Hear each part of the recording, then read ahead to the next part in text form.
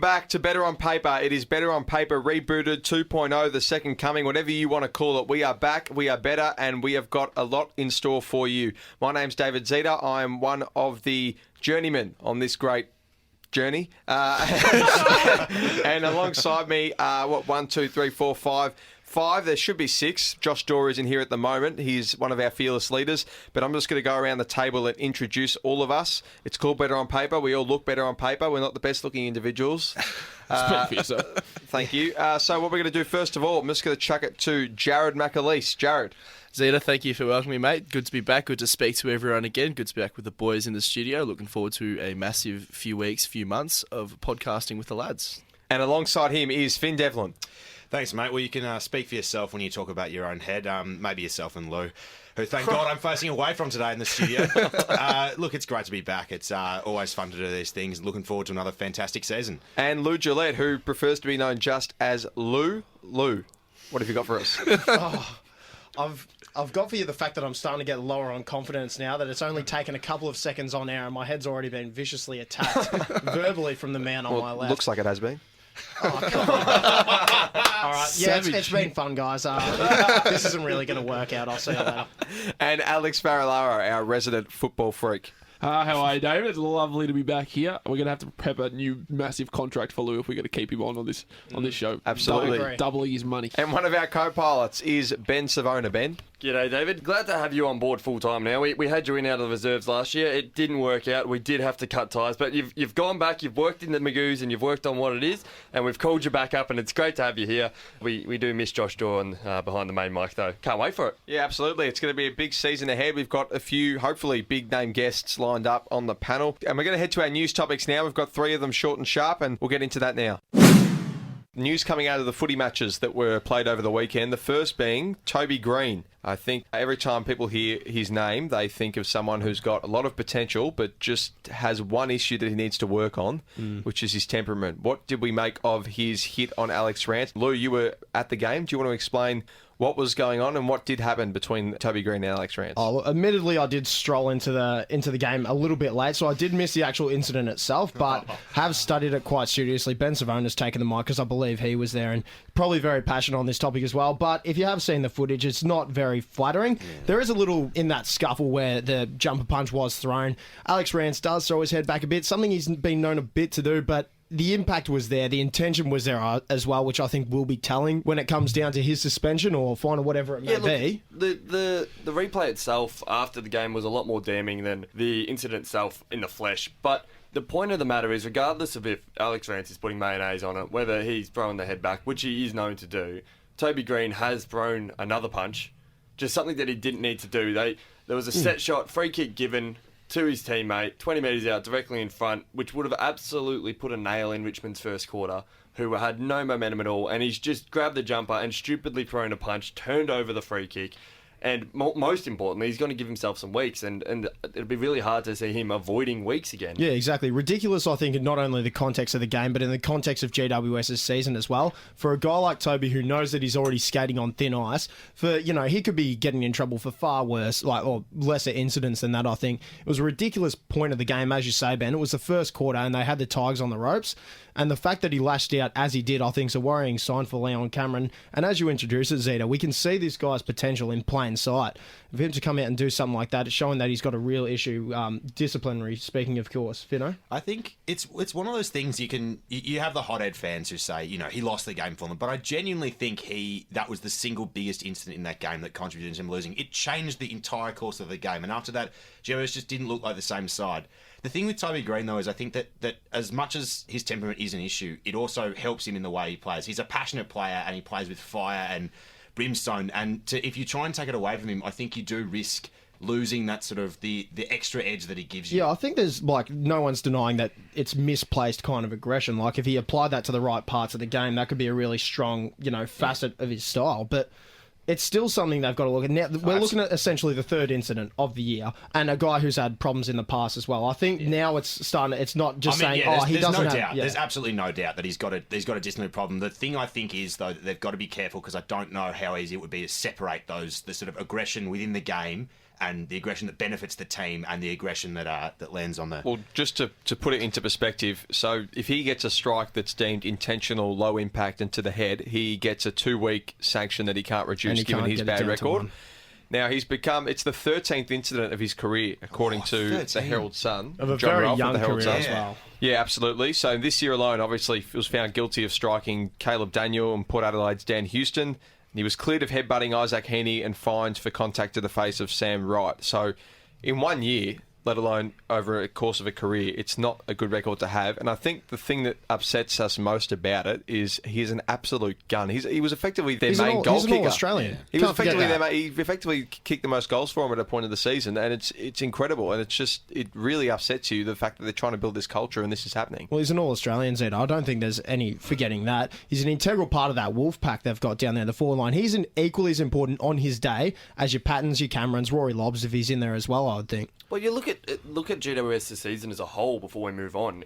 Look at their last 7 weeks. I don't think they've won a game. They've had a couple of draws in there. He was absent for a lot of that because of that striking charge that he did get, convicted of.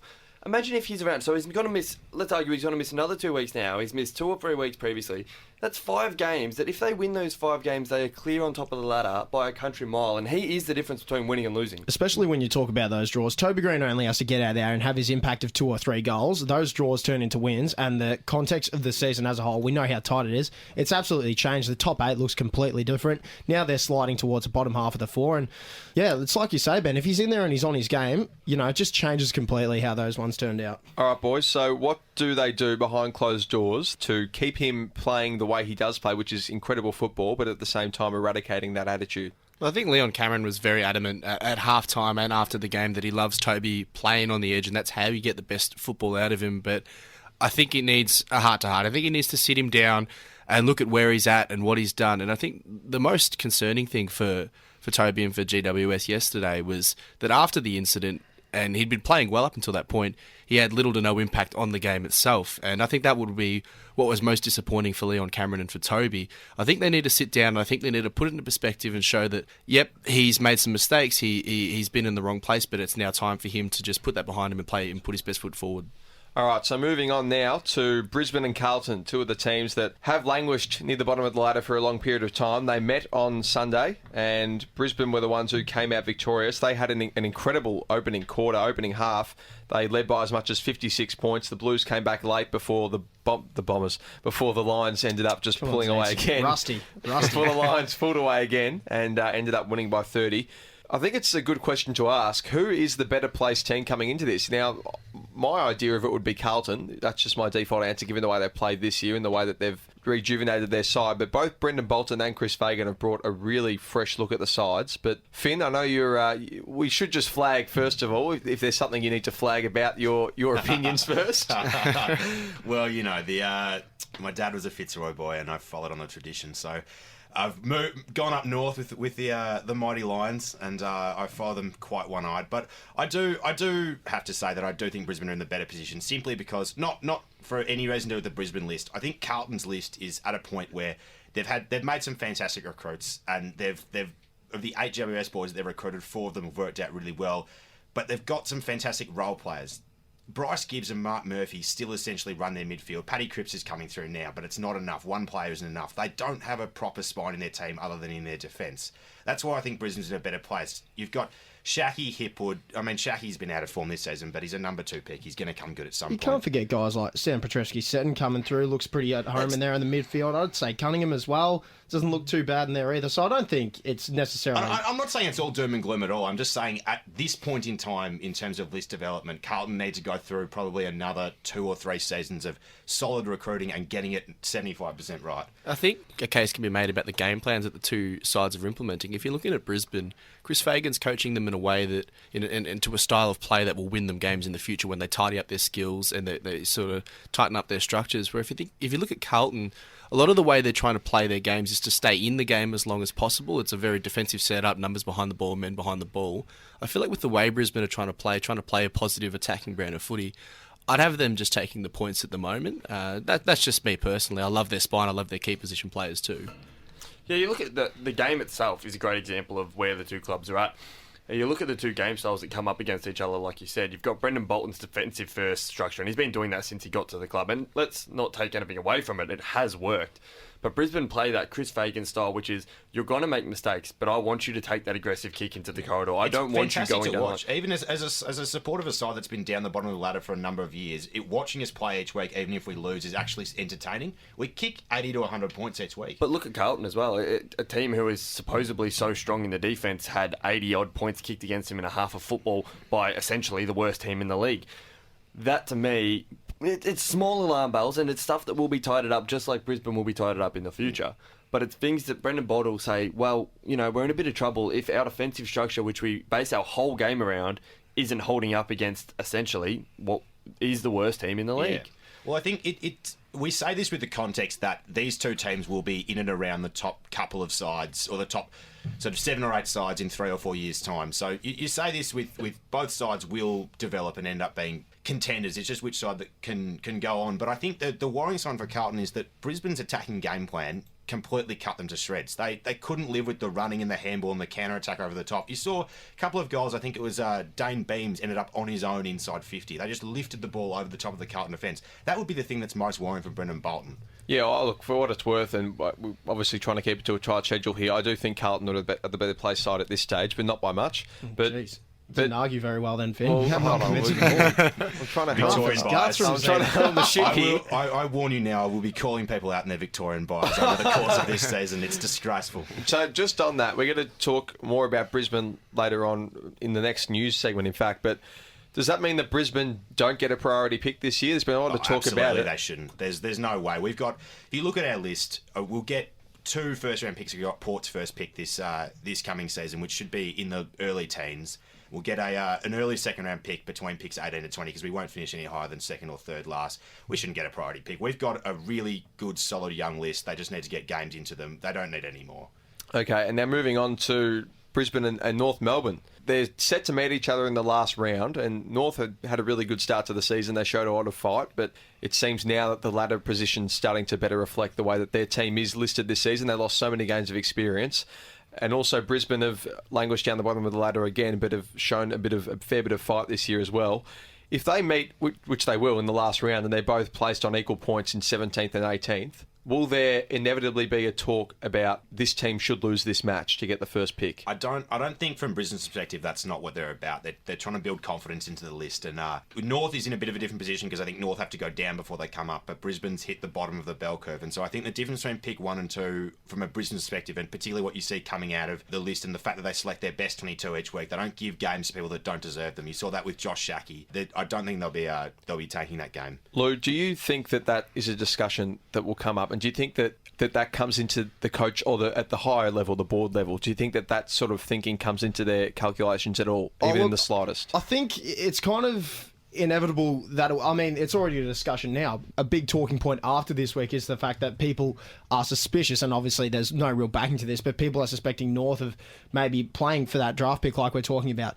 In the last game, bottom 2 sides, it's going to be unavoidable. It will be a conversation. Do I think it'll literally be something that the coaching staff focus on? Absolutely not. I think because I still have North in that same bracket. bracket. Too principled. I still think, because you talk a lot about, Finn, about like Brisbane's list being at a stage where it's about getting confidence into the playing group, and they can't do that if they're not going out to win every game, regardless of It circumstances. would be much better for the team for us to finish second Yeah, last. but look, by I beating North. think you can apply that same thing to North as well, though. Especially when you've got a list which is coming in and out. We're seeing debutants just about every week. We saw another 2, was it this week, who came out and played for North as well. It wouldn't be the right message to play for that sort of absolutely circumstance. Agree. I think it goes the same for both clubs. So the question is raised, like, do we think tanking still exists? Yeah. And it's an interesting conundrum because it was such a big issue in the game in about 2009-10 when we had the poor Melbourne sides, the Dean Baileys, and there was the whole investigation, which I still think was a disgrace of an investigation and should have yielded a lot more than it did. But do we think it still exists, boys? Absolutely, tanking still exists, Finn. It's still there, and tanking comes in many different shapes and forms. It's not essentially, Lou, just coming in, losing the game on purpose. It's decisions at board level, at team selection level. We saw it in round 23 last year, or the gap between the bye, where North Melbourne put up half a team against Richmond. It was Rugby VFL versus Richmond. And that was it essentially affected the finals positions. It affected where Richmond ended in the grand scheme of things. I think it's the difference we're asking is, does it exist down the bottom of the ladder for the number one pick? Yeah. But it exists in general. Why wouldn't it? We look at Todd Goldstein getting dropped for North Melbourne. Yes, he deserves to be dropped because of form, but we had Jack Zeeble being rested for we don't know what. Those decisions have to spark the question of, does tanking exist? Because absolutely it does. Well, the conversation's absolutely there. I don't think there's any denying that. But I think, like Finn was saying, it's a bit, what we're kind of talking about is this idea, like, towards the bottom for, that greater reward of long-term draft picks, I think. There might still be, I don't think it's as applicable to, like, as simple, because they can just argue they were resting players in that Richmond game that you put up there. You're still not happy with that? I'm still not happy with the result, because if you look at what the finding was, what tanking means in the AFL system, as part of the AFL's rules that are written, it's doing anything to a game that can potentially change the ladder position or the result of a game. Absolutely, them not putting up their full team because they were resting them for finals altered the ladder positions and it altered the result of that game. But I think it's the sort of integrity question where that I can almost live with North doing that, whereas I don't think I could live with a side doing it down the bottom. If you want to rest up for the finals, then that's fine. I think that's a sporting thing where they're resting up to go and then win a premiership. It's a massive can of worms, though. If we're allowing one team to do it, what's the difference about That's true. doing it on the bottom That's of the ladder? true. But you can't apply blanket ideology to everything. It just doesn't work in sport. But we have to have consistency. That's true. Jared, you experienced the Melbourne tanking years for a few years back in the the dark ages, we'll call them. Do you see any sort of similar things with this season? Well, I think with how harsh a penalty Melbourne received, you'd be a very, very, very, very brave coach to be implementing that sort of strategy. I don't think either of the coaches would be making that public to their players. It may well be discussed at a board level, but I feel like with the amount of time and resources that are put into recruiting these days, the difference between pick 1 and pick 2 now is not as substantial as it may have been 5 or 6 years ago. Like, recruiting is such a massive thing. Having seen what it did to Melbourne and that, I wouldn't see it happening at the lower level. All right, we will move on to our comeback stories now, and the theme of the week is comebacks. And I think the one comeback that we agreed on before the show to talk about, which one was better, Michael Jordan or Roger Federer? Or better on paper. I was going to say they're all number 2 to better on paper. Yes, okay, correct. But obviously, Michael Jordan's career is done, unless he does something else that's incredible. But you never know. He's done it before. And Roger Federer is still in the midst of, he's back to his best almost. So I think it's worth discussing which one you think is the better comeback. I'm just going to play the devil's advocate here. I think we're pretty keen on Jordan before, but I'm going to play the role of the Federer advocate here. Behind the Fed, fair enough. I think he's done his fair share to, get that mantle from you, Zeta. But what are your arguments, though, mate? You going to back it up? Well, Roger Federer, he went down in the game after playing incredibly well. He's a victim of one of the greatest eras in tennis, if not the greatest. Roger Federer, obviously, but Novak Djokovic, Andy Murray, Rafael Nadal, those guys, particularly Murray and Djokovic, entered their prime and started playing incredible tennis and just began to dominate the sport. And while that was happening, both Nadal and Federer were out. Nadal came back and did what he does best, and Federer came back in and was up against effectively Djokovic, Nadal and Murray. And Nadal he hasn't had a good record against. And Djokovic began to come back and he equaled the head-to-head and then bettered it. And Murray has always had a good game plan against Federer. So Federer was completely up against it. And the fact that he's been able to, not only at the age of 35, I think he is, to keep his body in check to compete at the highest level and to win Wimbledon and the Australian Open in 1 year, at his age, in this era, is incredible.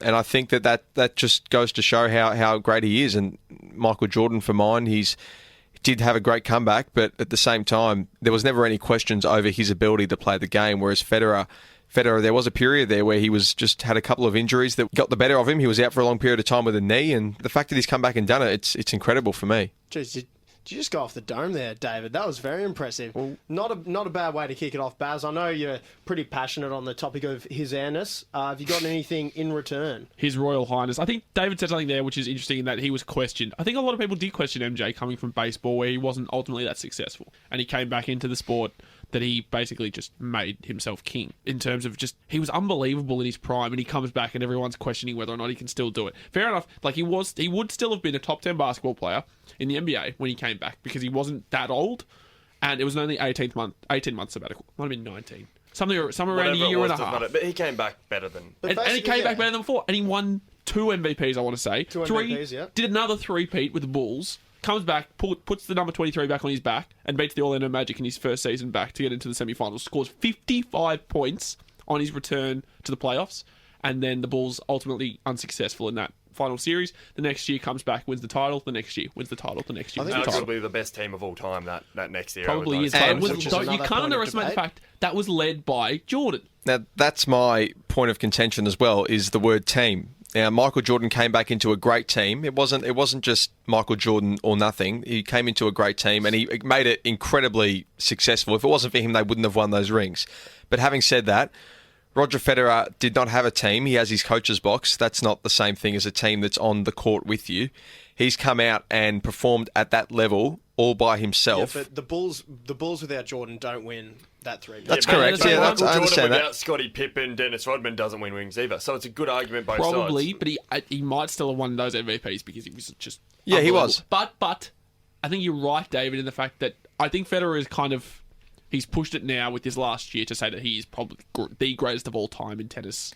Absolutely. Without a doubt. I did make an argument that was a long time ago, which seems silly now, that Novak Djokovic would be the greatest player of all time, given his... Fanboy. Yeah, I understand. Yeah, but... No, but it's fair enough. Back before Federer won these two titles, Novak was winning for fun. Yeah. And Novak has had a slump the last year. Nadal's body is kind of giving up on him. And the other question that I kind of want to pose to you is, like, would Nadal have been at Federer's level if his body could held up? Just having said that, Djokovic, when I wrote that article, had won 4 Grand Slams in a row, which hadn't been done for more than 50 years before that. So So it's that's probably fair enough to make that call at yeah. that point. Then, Okay. So yeah, and he had the Olympics ahead of him as well. So I think that his game has always been more suitable to clay with the amounts of spin he puts on the ball and the way that he grinds opponents into the dust, literally. I think that Nadal is still going really strong. I know he's had his issues, and there's probably 2 or 3 Grand Slams he would have won had he have been fit in those finals. But at the same time, Federer's that's just a component of Nadal's game. If he wasn't injured,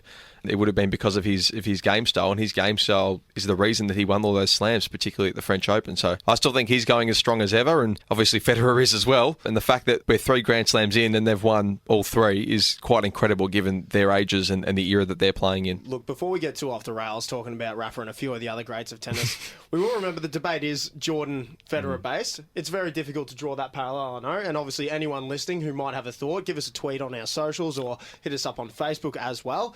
I just think it's a pretty big can of worms, boys, and we don't have too long, but we're Team Jordan. Well argued, David. Lou, when you plug socials, it's good to actually give the handle so they know where to go. At you. BOP Pod. You can't do that. Better on Paper podcast. All right, now we're talking about our footy previews for this week. Then we'll start with the match of the round. It is incredible. Bulldogs v Essendon at Etihad Stadium.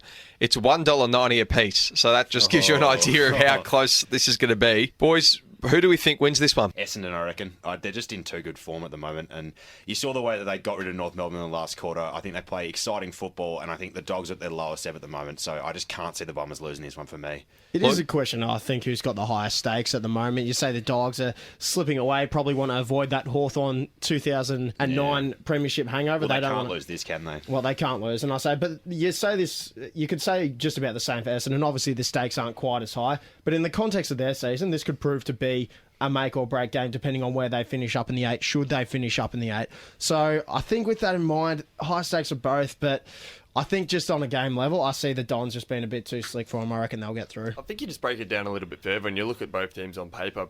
Bulldogs are still missing a lot of talent. Their forward line is really struggling. Their ruck situation has not worked. And Tom Belchambers is in probably career best form for him at the moment. He's just Incredibly, looking great. yeah. He's looking fantastic. So they can't put Marcus Bontempelli up against Tom Belchambers or they just won't win a clearance. So I really think that Essendon have the wood in this game over the Bulldogs. And it's going to be a testament to Luke Beveridge to see if he can really change his style. He's very unique in the way he coaches, but he's very set in his ways. And it's a strange kind of conundrum he has. He really needs to look at Essendon's list and just see how he can match up best. And I don't think Marcus Bontempelli running through the ruck is what's going to do that. Spot on, I reckon. Quickly, before we move on to the next match, the Bulldogs were only leading by 14 points at three-quarter time against the Suns. They finished winning by 54 points. I It will was just pretty... say, and kicking into a pretty decent win in that third quarter, Yeah. which did Yeah. stem a fair bit of the scoring. And So in I think Cairns, which is a tough place to it go. is a tough place. So I don't think you read too much into that, and probably where Gold Coast are sitting as well, that plays into it as well. I think usually, even though you can look at something like that as a bit of a gauge of how they've played, I wouldn't be reading too much into that. I think at the end of the day, if we can just, all we know about this game, it's the game of the round for a reason for us because it is really, really going to be, this is Essendon talking about their comeback story, this is the make or break moment. And Yeah, I agree. you know, we're talking about comebacks a lot today. It's the idea of the whole show, better on paper's back, and we want to touch on Essendon because it has been a great season for them, and it's a great story, and they've done it really well. And I just want to ask you guys, who do you think has come back the best for Essendon? Lou, you've watched a fair bit of them with me over the year. Who do you reckon's come back quite well? Well, I'm actually thinking a bit outside the box and outside the club, actually, because there have been players, as we know, who since that saga have moved on to other clubs. Michael Hibberd, for me, outstanding. You saw him on the weekend with his 36 touches. That's about as good a performance from him in a pretty consistent year I've seen as well. I'd throw Paddy Ryder into that.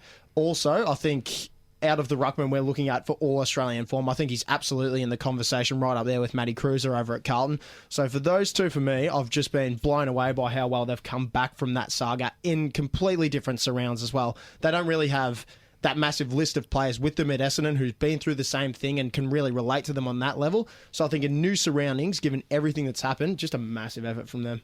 Yeah, Finn, have you got any ideas around that? Well, look, I mean, I'm going to go a bit of a different one. I think the best comeback story in terms of how they were playing before and after is Tom Bell-Chambers. I think the form that he's shown, with Bell-Chambers playing well, Essendon look a completely different side. Their ruck system works, and he goes forward and kicks goals. The way he monstered Jack Daw a couple of times in that third quarter on the weekend, pushed him out and won his own clearances. I think that's the testament of man in form, and if he keeps this up, they're a dangerous side going into the finals. Jeez, Bally's getting a lot of love on this podcast here. Shout out if you're listening, Bally. We love you. I'm sure he is. He Yeah, did once destroy my Supercoach with 2 minuses in a row a few years ago. We'll tone it down now. No, Yeah. with Bell Chambers, we've reached our quota of how much we can talk about him, so we're done there. Hibberd and Ryder for me probably there as well. Moving on to Hawthorn and Sydney Friday night, a match that maybe 10 rounds in you would have thought Sydney is starting to get on top and Hawthorn are having a horror season. Sydney in the blowout, but the way Hawthorn have been playing recently, and particularly last week, they were really impressive again. It's almost line ball, I would have thought, given the form of the two teams coming in. I would have thought that might have got a little more attention, but it seemed like they just flew a little bit under the radar with that big win over the West. Maybe that was just me. I'm not too sure.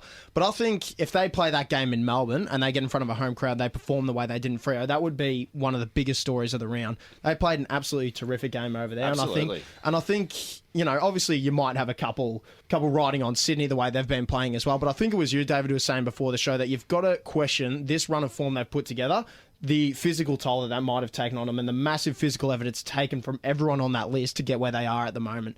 So I just have a feeling, coming down to the GA ground that we know that they play to so well, I've just got a feeling the Hawkers might cause a bit of an upset here. I think you're spot on with that one about the emotional and physical toll that a run like this. There's a reason coaches don't want to be 0-6 because they don't want every game to be a final. You look at Richmond did it a couple of years ago. No, let's not go back there. Stressful couple of weeks. 10 in a row to get in the finals. By the time we got to that elimination final against Port Adelaide, that team was spent. Yeah, both mentally, physically, it was just over. So I agree with what you're saying. I think Sydney, I don't reckon it's going to come yet. I think they still should have the wood over Hawthorn. But wouldn't it be better, wouldn't it be, let's say from John Longmire's perspective, wouldn't you think he'd rather have that kind of capitulation, it hasn't even happened yet. But if what we're saying comes to be, true, do you reckon he'd prefer to have it this round in Melbourne as well, rather than maybe collapsing at home and maybe just shattering their confidence going into a few of their home finals? Should they get in? Absolutely. You want to see what's going to happen. You want that downfall. This is the time of year when you want to see your biggest flaws. So you've got this 5-week buffer to get back and good for finals and ready to go. I personally can't see Sydney having that a massive drop off. I think they'll fall. But I don't think it'll be to even a loss. Even I reckon they can just maybe a bit of a shaky, a bit of a shaky performance, bad half of football or something like that. I can't see them just completely capitulating and losing a game. Oh, we're not saying they'll go down by 10 goals or anything like that. Although if they do, I'm calling that now. But it will be. You've got to question how far along they can come with the way they've been playing. I mean, the other danger for Sydney particularly as well is if they lose this week, they've then got Geelong down in Geelong next week, and 2 losses in a row makes them 10-9 and could end up with an interstate final or a final at a Port Adelaide or somewhere you wouldn't want to go. Or not a final. Although that said, let's not forget that. From this point in the season, I really can't see them dropping out of the finals. For what it's worth, I don't see them missing finals, but Hawthorn, given that draw they had against GWS a couple of weeks back, their only percentages are relevant for them now, which is good given their shocking percentage. But they're only 2 games out of the 8. I don't think they're making the 8. But at the same time, this match, they've got a lot to play for. It's not a Collingwood situation of playing for pride, which still did work for them on Sunday. But they've got more than enough to play for, and they know when finals come around, they lift. They always lift around this time of the year heading into finals. I think especially when you look at it, like we say, it's the MCG. This is the ground that the Hawks have just eaten up for the better part of this last decade. I think this will be their turning point. I think that'll probably be Clarko's big message going into it, is that if they do get through this one, then they'll be good for it. Just quickly, I'd like to touch on, just so we can talk about this next week, I want to watch Jack Gunston again this week. What he did on the weekend, coming off halfback and going through the middle, was interesting phenomenal. 30-plus touches, and he just looked unstoppable. If he does that to Sydney, they'll be in a bit of trouble. Yeah, got rid of him in Supercoach a couple of weeks ago, which just, just worked really well for me. Well, in fairness, I think you were pretty justified to do so. Last one, Tom Mitchell, how many touches does he get against his old side? I reckon he pulls off what he did a couple of 78. I was actually going to say he's going to repeat the efforts that he had. I think it was in the NEFL a couple of years ago when he pulled out 62. And then didn't get in the side. And then he'll get that's what I was going to say. Then Clarko will drop him next week. Nah, we'll put him, I reckon it'd have to be 30 plus, wouldn't it? 35, I'm 43 for me. He's just an accumulator. He's been so good for I don't play devil's advocate. I say he gets his second under 30 of the year. I reckon Sydney put a lot of work into him because a lot of clubs don't give him the respect he deserves. Absolutely. Well, Sydney didn't. Sydney didn't. That's why he left. Just quickly, before we move on in that case, who goes to him? Oh, you'd probably... I'd JP? Kieran Jack even. Really? Yeah, Jack. Give a whole job. Oh. Kieran Jack hasn't been lighting the world on fire. Make him accountable. It is a testament, though, of Tom Mitchell's character. If he comes through this, if he gets tagged, or even if he doesn't, playing against your old side, if he can do well, it's fantastic signs for him. All right, now it's time for Around the Grounds. We look at the sporting events that have taken place outside this great country. And we are going to head to Jared first. You've got some Women's World Cup news. Yes, Zeta, unfortunately our Aussies were knocked out in the semi-finals by India. They came up against England in the final in London. England posted 228, a decent score for a final. Runs on the board again. A half century from Natalie Skyver, low order runs from Catherine Brunt and Jenny Gunn got them to that total. A couple of my favourites. Couple of Lou's favourites there. And India appear to be cruising. They're 3 for 191. They're making pretty light work of that chase, but had one of the all-time great collapses, lost 7 for 28. 7 for 28. Oh, that's not great. To go from 3 for 191 to be all out for 219. Oh, God. 6 wickets and a run out, if you don't mind, from Anya Shrubsole, the medium pacer. Bowls nice little in-swingers. You've had a bit of time to study. Straight out of the Finn Devlin playbook. But an amazing win for England, an amazing Women's World Cup. I don't know if you guys got to catch some of that. Some fantastic cricket played from the Aussies, unfortunately. Got done in the semi-final, but a well-deserved win for England. An amazing performance from Anya. There's a word for that collapse. It's called Richmondy. I think that's the word that was called. Come on, man. Why you got to be like that? Jared, I do have to ask you, in terms of, you've played some interesting lower-grade cricket. Where does that rank amongst the collapses you've seen for Cranbourne cricket side 7th 11? It is nothing compared to a classic cranny crumble. But it was pretty spectacular nonetheless. Lou, you have got some info on Alexis Sanchez. Look, I think it's just interesting to bring up, because those who are in tune with the World Game would know that a lot of the transfer news that's going around lately is that Arsenal's leading man, Alexis Sanchez, could well be on the way out. We've got a Guna actually in the studio here in Finney Devlin. And I'm just thinking, it's interesting that Arsene Wenger's actually come out this morning while Arsenal are on tour, and he's talked quite openly, Finn, about the likelihood of Alexis staying. Do you think it's interesting how he's kind of come out and maybe tried to control this saga on his own terms, or maybe that's something that the media side have done, or how do you see this whole thing? Well, yeah, you make a fantastic point. It's very interesting because there's a lot of parallels to the Fabregas Nasri saga of 2011, the summer of 2011, where of course we're in the Shanghai as well, in the same place. Yeah. But I think the difference is this time, that was the point where the fans started turning against Wenger, and he recognises that, and so I think he'll stick to his word this time. I think what you'll see is Alexis will stay and see out his contract at Arsenal and move on to Pep's Man City at the end of the season. He's even priced himself out of a PSG move, if rumours are being believed this morning. So I think he's just going to hold out for a Pep move next summer. There you go. Pretty solid call. Keep an eye on that one, Finney. Now, I'll just throw, while we're on the topic of transfers in the World Game, our man Baz, he's all over these ones. Baz, have you got any more news for us? Throw some Yeah, cold right. So water. we're about a month into the transfer window so far, lads. Lots and lots of big moves happening in the Premier League. Of course, that's our point of focus usually here on BOP. Chelsea, we'll start with them. The title winners, Alvaro Morata from Real Madrid. Your man Lou arrives for 58 million alongside Tiamu Bakayoko from Monaco. They lost out on Bonucci and VVD, but they did get a centre-back in Antonio Rudiger. Manchester City have spent about 100 million on fullbacks, which, you know, you do you, Pep. You do you. You're not a fan of that. We'll get into that another time, but I know you're very passionate about spending lots of money on fullbacks there, which fullbacks, is the least important part of the modern game. Massive Should never command a fee more than 25 mil. But that's all right. Kyle Walker, Danilo, and Benjamin Mendy looks imminent as well. About 100 mil spent on them. They've got a keeper in Edison. Bernardo Silva, of course. Watch him. He's going to light up. Liverpool spent 35 million on Mohamed Salah and look to be spending at least 60 million on Virgil van Dijk, if what I've been told is true. Keep an eye out for that one over the next week or so, but yeah, I've been told that's pretty advanced now. The clubs are talking to each other. That's the two biggest weaknesses. So again, a team that's really strengthening to two teams who haven't really strengthened. I know Jazz. Look, it's tough to see all these other clubs spending money and Tottenham not really making many moves, but it looks like you're going to be replacing that enormous fee for Kyle Walker with a really good fullback in Ricardo Pereira for maybe cheap. Happy with that, Jazz? Yeah, decent signing. Kieran Trippier showed a bit last season, but I do think there's reinforcements need to be made, and that healthy competition between the two will be good for us, I think. Yeah, well, Walker was part of the best defence in the Premier League, and hopefully Spurs can keep that up for your sake. And United as well, Lukaku for 75 million from Everton. Big money move to replace Zlatan's goals. I don't know if it's going to work, but we'll see. Lindelof for 40 mil as well. He's a very good defender, but young, and it takes some adapting. Perisic for 50 mil. Jesus, he's average. I love him, but he's average. That's how you really feel, Maz. Possibly from your boys as well, Nemanja Matic for 50 million, which would be significantly overpriced. But we'll see how we go. Again, a topic for another day, I think. Probably. Otherwise, Alexander Lacazette to Finn's boys Arsenal for around 50 million. That's a big move with Sead Kolasinac on a free from FC Schalke. Looks like Ozil will stay as well, given recent comments in the media. And if Sanchez goes, look for a few German wingers to go in, because apparently Wenger likes the Bundesliga. That's it from me for the top six today, Benny. I'll be back next week with a bit in-depth production. Perfect. Well, we'll just we'll throw some cold water on Alex, because when he talks about soccer, he gets very, see the steam very coming. heated. I just get a bit excited. Poor boy. A bit of Barry White playing in the background. So we're going to move on now to our round table discussions and our round table recommendations. My round table discussion is on this piece of audio from the VFL on, I believe it was Saturday afternoon. Andrew Lyon and Brownie, in terms of the food pyramid and just basic taste principles, sauce you can't be and putting donuts. sauce on that. No, the father needs to just take the sauce back and say, no, it doesn't go on the donut.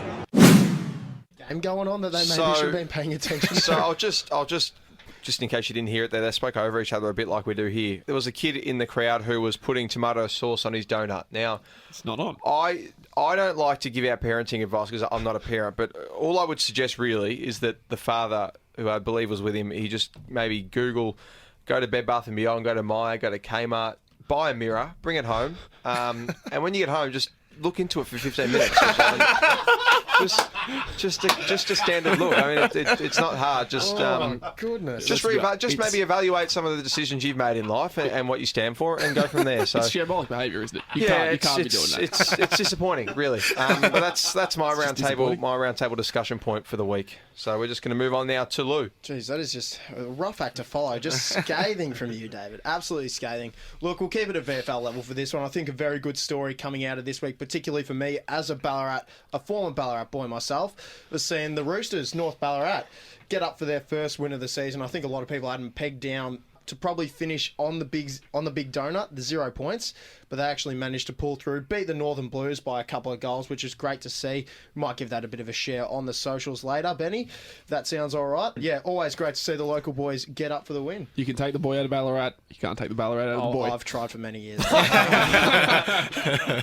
Moving on to Alex. Yeah, just a quick one, lads. There's been a lot of speculation about Neymar's rumoured £220 million move to PSG. Whether it happens or not, kind of in the air right now, but I don't think it will. That being said, you can see why they want him. In pre-season, he scored an absolute beaut. Neymar.